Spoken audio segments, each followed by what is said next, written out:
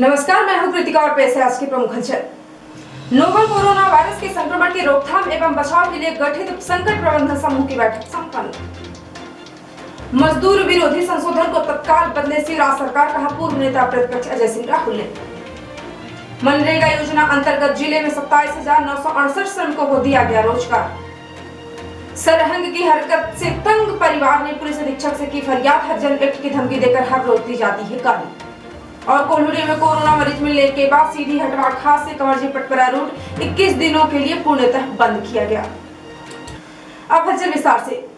जिला पंचायत सभागार में नोवल कोरोना संक्रमण वायरस के रोकथाम एवं बचाव के लिए गठित संकट प्रबंधन समूह की बैठक आयोजित कर प्रवासी मजदूरों को वापस लाने, संकट में फंसे मजदूरों को आर्थिक सहायता उपलब्ध कराने तथा लॉकडाउन की स्थिति में दुकानों को खोलने एवं 17 मई के बाद लॉकडाउन के प्रतिबंधों में ढील के संबंध में चर्चा की गई।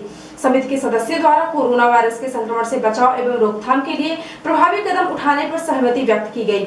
उन्होंने कहा कि अनावश्यक ढील नहीं दी जाए तथा पूरी सतर्कता और निगरानी रखी जाए। सांसद रिधि पाठक ने कहा कि यह एक चुनौती से भरा हुआ समय है, जिसमें एक तरफ हमें कोरोना वायरस के संक्रमण से सभी का बचाव करना है, तो दूसरी ओर समाज के गरीब एवं कमजोर वर्ग की मदद भी करनी है। हमारे जिले के कई श्रमिक अभी भी अन्य जगहों में फंसे हुए हैं।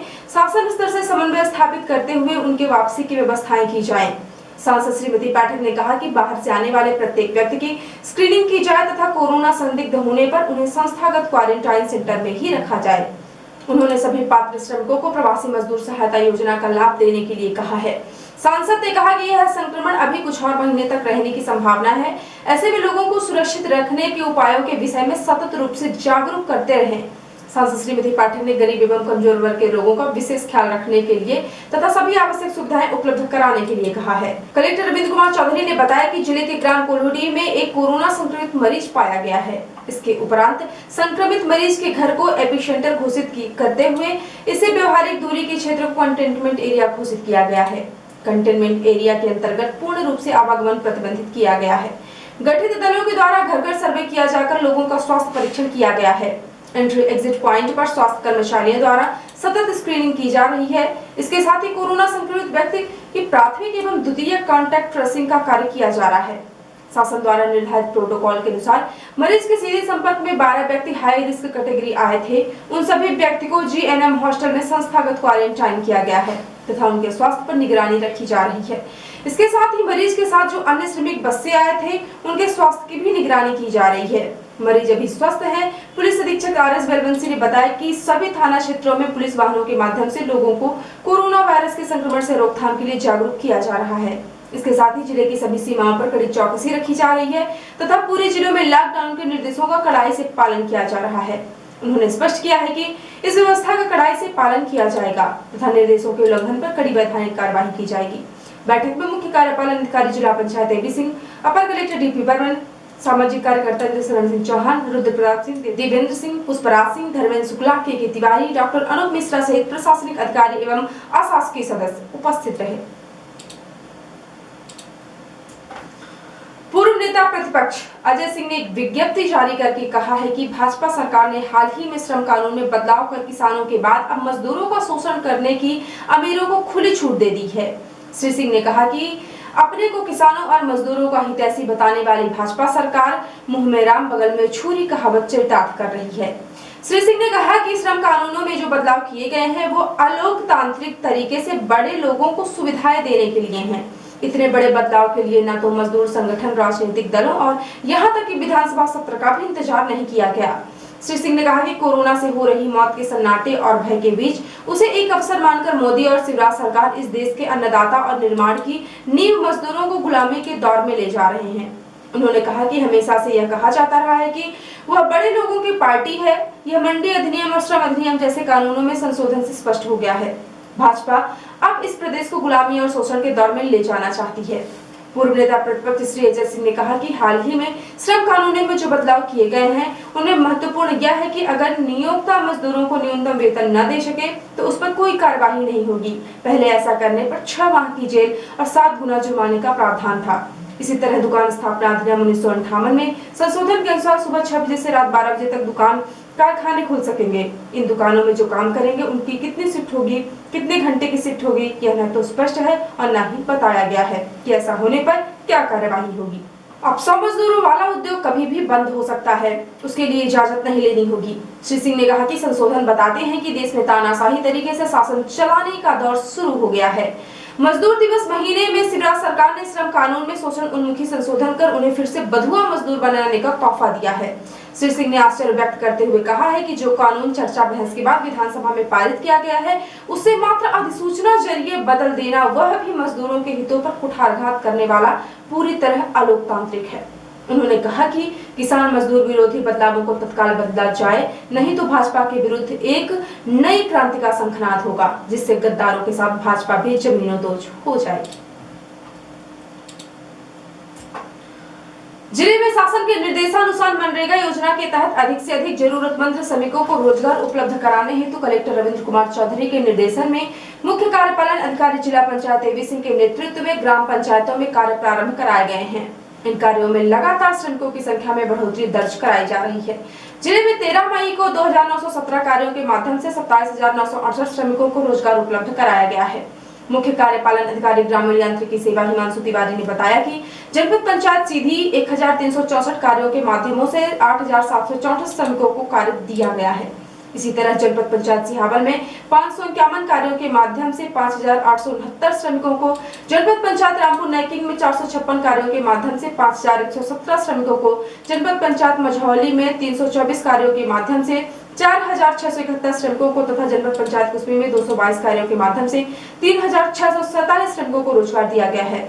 उन्होंने बताया कि मुख्य रूप से जल संरक्षण एवं संवर्धन कार्यों को प्राथमिकता दी गई है। इसके साथ ही मेड़ बंधान, खेत तालाब, अप्रोच रोड, सीसी रोड, प्रधानमंत्री आवास के कार्यों को भी प्रारंभ किया गया है।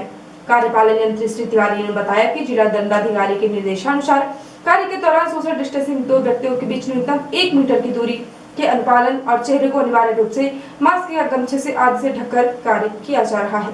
सभी कार्यस्थलों पर हाथ स्वच्छ रखने के लिए साबुन एवं सैनिटाइजर की व्यवस्था की गई है। उन्होंने बताया कि मनरेगा अंतर्गत अधिक से अधिक कार्यों को प्रारंभ किया जाकर श्रमिकों को रोजगार के अवसर उपलब्ध कराए जाएंगे। पड़खुड़ी नंबर 2 निवासी बलराम दुबे द्वारा आज बुधवार को पुलिस अधीक्षक को दिए गए आवेदन में आरोप लगाया गया कि गांव के सीताराम कोल, सुरेंद्र कोल, राजा कोल, बबली कोल एवं छोटे कोल अनायास ही गांव में लोगों के साथ गाली गलौज करते हैं। मना करने पर ये लोग मारपीट पर उतारू हो जाते हैं। सरहंग लोगों द्वारा विवाद को लेकर पड़ोस में रहने वाले राजकली पति सुखलाल साकेत के साथ पिछले दिनों मारपीट कर चुके हैं। पड़ोस में रहने के कारण उनके साथ आए दिन गाली गलौज किया जाता है। विरोध करने पर मारपीट पर उतारू हो जाते हैं। पीड़ित महिला इनके विरुद्ध थाने में शिकायत भी दर्ज करा चुकी है, लेकिन पुलिस द्वारा कोई कार्यवाही नहीं की गई है, जिस कारण से सरहंगों का मनोबल बढ़ा हुआ है। हालात यह है कि पीड़ित महिला को हैंडपंप से पानी तक नहीं भरने दिया जाता है। पानी के लिए वो काफी दूर जाती है। सीताराम, छोटू, गुड़िया, बबली, रजवा, सुरद्दा, हाँ, ये सब परेशान करे हैं। सीताराम के मेहरिया और बबली के दुल्हिया के सीताराम के पतो छुटके सहेलिया, ये सबको लग के मारत। जब बोल दी तो मारत, टंकी पकड़े कढ़े मारत था। जाई देखे विकलांग बिटिया परी है तो परी रहा थी तो पानी गेंद तो मारी नहीं। झगड़ा मेरे खेत है बयंठे ठाकुर, तो वहाँ खेत के कारण के बड़े न उतर गया, पानी का नहीं ज्यादा, बहुत तकलीफ पानी कम पा है। कोतवाली में शिकायत की है आपने कि नहीं किया है? किए हैं? हाँ, करे हैं शिकायत। तो क्या किए थाने वाले? कुछ किए? कुछ नहीं करा, हम रुपया खबा दिया था तो वहीं का लौट जाता। बलराम दुबे इंदौर में नौकरी करते हैं, जिसके कारण वह हमेशा घर से बाहर रहते हैं। सरहंग प्रवृत्ति के इन लोगों द्वारा गांव में अराजकता की स्थिति निर्मित कर रखी है, जिससे गांव में कई परिवार इनकी हरकतों से तंग हैं। शाम होते ही शराब पीकर या फिर बिना नशे के ही गालियां देना शुरू कर दिया जाता है, जिससे घर की महिलाओं और बच्चों के बीच बैठना मुनासिब नहीं होता। सरहंगों को समझाने का प्रयास किया गया, लेकिन वह एक्ट में फंसाने की धमकी देने लगते हैं।